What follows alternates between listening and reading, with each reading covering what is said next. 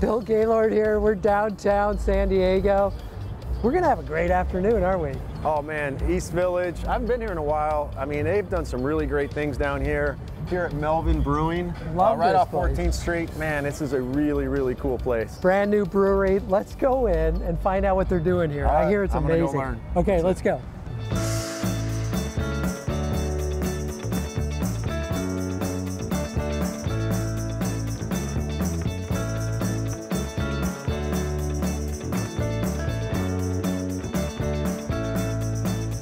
Ryan, yeah, we made it. Finally, you're here. Finally, I'm going to come in and have some beer. What do we have today? So right here we have our signature. This is our Melvin IPA, 7.5%, Centennial, Simcoe, and Citra hops in this. Very delicious. I feel so lucky to be able to come down here. You know what? That beard is amazing. Thank you, buddy. How long did that take you to grow? Not too long. Not too long? I mean, I try to keep it nice. It's perfect, though. I love it. It is. I told you earlier I get mistaken for the guy that brews all the beer, so it's, So Ryan, general manager, he runs this thing. Yes, sir. How long, when did you guys open? So we opened on November 16th. It was a grand opening. We had soft opening for some industry folks, which was very successful. And it's been great. We're just excited to be a part of East Village down here and kind of the growth. There's a lot of development going on, real estate-wise around here, which is, part of the reason that we chose this spot. So now we're coming up into kind of, baseball season's coming up. Yeah. It's going to be a lot of fun coming on down here, right? Absolutely. So what are you expecting? So we're expecting some great crowds. Right? Yeah. Because you're real close. You're real close to the ballpark. Yes, sir. About, like, how many steps? Like, yeah, how fast it's not far. It's not far. So the ballpark really is about a 3-4 minute Uber Lyft ride from here. Yeah. So that's very helpful. We expect a very, very big opening weekend for the Padres, and we'll be playing the games throughout our space. Typically, we only do kung fu movies, because that's kind of how we get down. That's how you roll. Exactly. But we'll have during all the home games, we'll have the Padres playing on all of these TVs, so everybody can enjoy it as well. So Ryan, we talked about the beer, which is amazing. Can we have one more cheers? Yeah, absolutely. Cheers it there. What are we doing? But I hear you have some amazing food, pairings with the beer, all that. Talk to us about the food. Absolutely. So our food is from an Asian-inspired pub fare. We do a lot of different things. Two of our biggest sellers right now are Osaka Cheesesteak, which is basically a bulgogi beef, which is a Korean barbecue with a yakiniku barbecue sauce, shishito peppers. Really, really delicious. People are loving it. Yeah, we also have a Carotid chicken po' boy, which is basically a Japanese fried chicken with a smoked Thai chili aioli.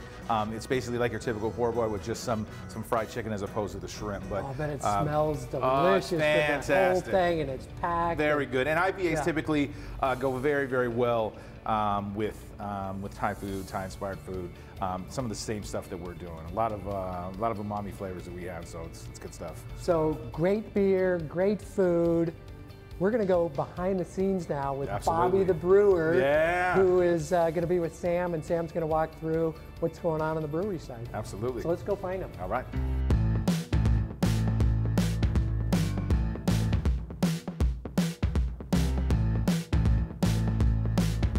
So I have the honor of being backstage with Bobby the brewer. And first of all, I want to congratulate you on your newborn son. That is awesome. So congratulations. We got to cheers to that. It. And drink. You got to cheers to Ronan. So Bobby, there's 3 things I know about beer: barley, hops, and I'm really good at drinking it. So show me around a little bit. Teach us a little bit about what you do here. I already learned about the 2x4, and I really can probably only have about a half of one of those at 9.9%. It'll get you. You got to be careful. So beer is water, malt, barley, hops, and yeast. Basically 5 ingredients. The way it works, you crush the malt because you got to get some hot water in there, the barley itself, and what you're doing is converting starches to sugars. As a brewer, I make sugar water. I don't make beer. The yeast is what makes the beer. So we have a brew house here, but in a nutshell, you bring it in, you mix it with hot water. It's like a big strainer, goes into the kettle. You boil it for 60 to 90 minutes. The earlier you throw in the hops, the more bitter the beer is. The later, the more it is for aroma. From there, you send it through a heat exchanger, which is a lot like a radiator, cools it from 212 to 68 into these guys. These are fermenters here. So this is where I'll add the yeast. So what the yeast does is eat sugar, poops alcohol, and farts CO2. Simplest way to explain it to you, really. So, I probably will remember that now. So you can see here, like, we got this guy bubbling. That's a good sign that this is actively fermenting. But they'll sit in here. Grain the glass is roughly about 2.5 to 3 weeks from when I'm, brewing it to when we can drink it. But from here, I'll go through a few different stages of temperature drop and change. Once a beer is ready to go, then we rack it over into one of our bright tanks where we force carbonate it. 4 of these are actually called serving tanks, so they go straight to the tap. So as soon as it's in your glass, that's the born-on date of the beer. So you're brewing perfect beer. What are a couple of your differentiators? Beers that I've personally done here, the Ronin IPA I did for my son. It's a West Coast style IPA. I've been in San Diego in the beer industry for almost 7 years, so I got some roots in the West Coast style. I did Amarillo Skies, a hoppy pale ale, just nice, easy drinking, 5.5% pale. Cherry Belafonte was a fun one. It's a cherry goza. It's a sour wheat beer with coriander and sea salt. We added 168 pounds of cherry puree to it, so it's a fun style, slightly acidic. It's a good segue. People come in and drink 2x4 and they bring their wives or their girlfriends. They're like, well, I don't really like beer. I drink a lot of wine or champagne or cider. That's kind of the gateway beer. It's like, hey, you can also try this. It's kind of acidic. It's kind of tart like wine. So we kind of cater to everyone's taste here. And I love that name, 2x4. Yeah. I learned it's 9.9% alcohol, and then I learned you have 4x8, which I think is 10.6. Yeah, a little bit stronger. Those are really cool names. Yeah. I love it. We're known for making very, very well-balanced beers, and 2x4s, they put us on that's what really put us on the map. Back in 2012, we won gold at the Great American Beer Festival, which is like the national beer competition. Oh, that is really cool. Yeah. It's like the Olympics of brewing. Exactly. Well, that's awesome. It's an awesome vibe. Love spending time with Bobby the brewer. I love it here. This is really cool, and I really appreciate the time. You guys coming by. Cheers. Cheers.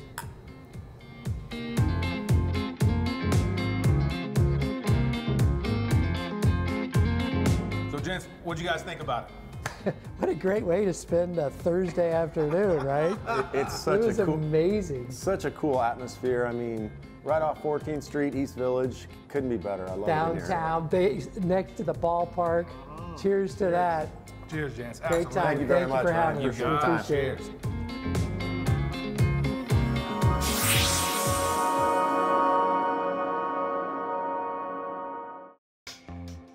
Bianca, how are you? I'm good. So good awesome to see you. Great to see you as well. Absolutely. I mean, look where we are. Downtown San Diego, the Gaslamp, February. I know. It's so beautiful here. I'm so happy you came down. I'm really excited to share with you a little bit about the Gaslamp Quarter. I know you and my husband have had your fair share of fun here, and I want to show you a little bit more about the Gaslamp Quarter, specifically the history and some hidden spots. So why don't we get to it? I like it. Let's go. Let's go. Cool.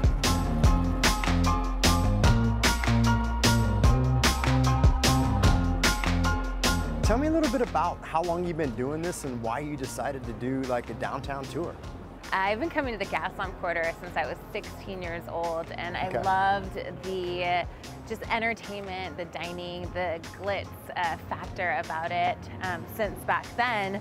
And after I turned 21 and started coming out, I actually took my first tour here, and I could not believe the history of the area that I had never heard about until I took my first tour. And I was wondering how many locals don't know our city's history.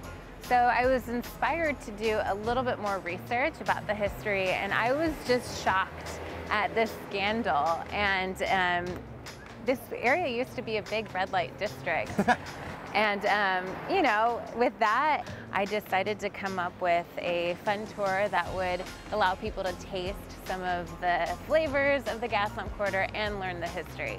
Yeah, because normally we come down here, you're like, all right, let's go downtown. You go to like one bar and then you go home and you're like, oh, what do we do? Yeah. Yeah, you don't really like look at the buildings or really appreciate it. No. But I do want to show you something, so this is our first stop. All right, cool. Let's check it out. All right.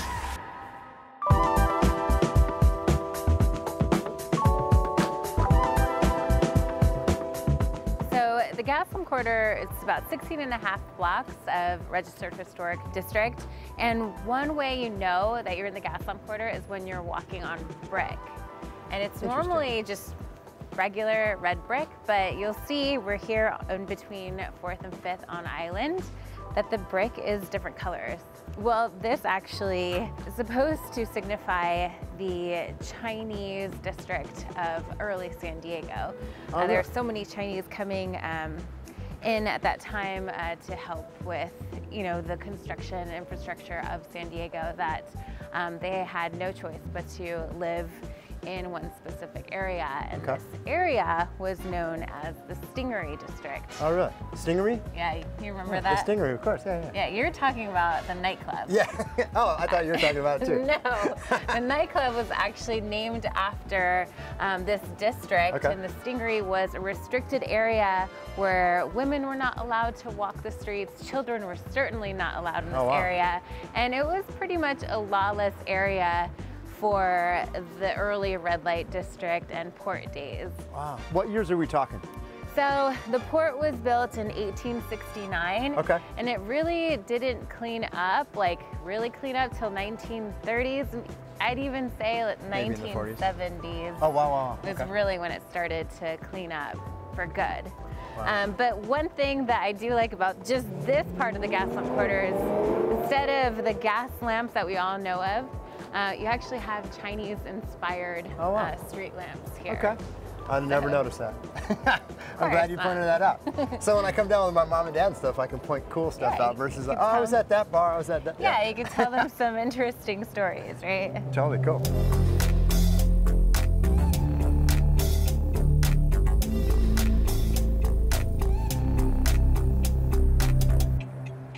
So the Gaslamp Quarter has about 94 registered historic buildings. 94? Yeah, wow. And this one I think is one of the most impressive ones. This is the Horton Grand Hotel, and isn't it awesome? It is a beautiful Victorian style building. One thing that's interesting is this building was originally built about 5 blocks north where Horton Plaza is today. They moved it or what? Yeah, so they sawed it up into 10,000 pieces when it was kind of decrepit and no one wanted to do anything with it, and they were going to build the mall. And they put it into storage, and a real estate investor found out about this, and he bought it for $1 and promised that he'd put it back in the Gaslamp Quarter. Way.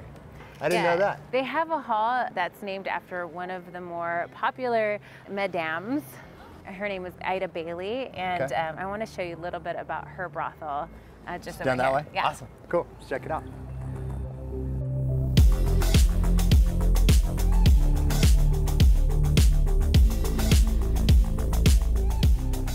So Bianca, there's so much history that I literally had no idea about down here. I know, so many people don't.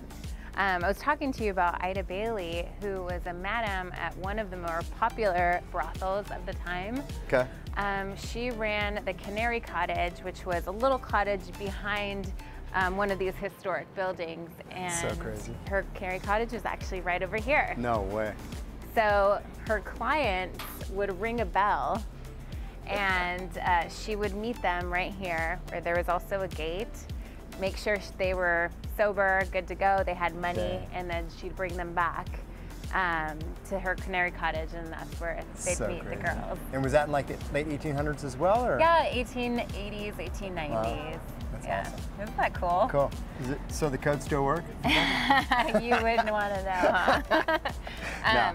Well, obviously, history is a big thing, but the food and drink in the Gaslamp Quarter is also a major part. I do want to take you to one of the restaurants that we go to. That's an iconic restaurant here in the Gaslamp Quarter. Cool. Let's go. All right, cool.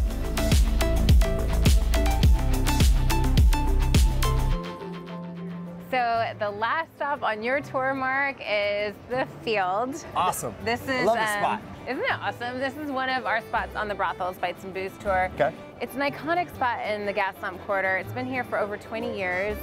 Everything within this pub has actually been brought from a different pub in Ireland. So this is the most authentic Irish pub experience you'll get in San Diego. Nice. And like I said, it's been here for over 20 years. So it's definitely a staple when you come to the area. I've definitely had a few pints in here. all this walking and talking and history, which has been so great, has made me thirsty. Let's go check it out. Yeah, let's go. All right, go.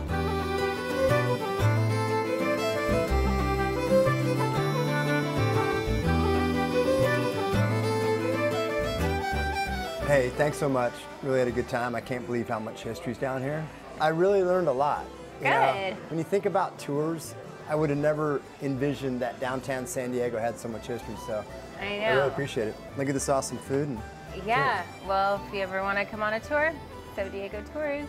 Cheers. Cheers. Thank you so much. Yeah. Awesome.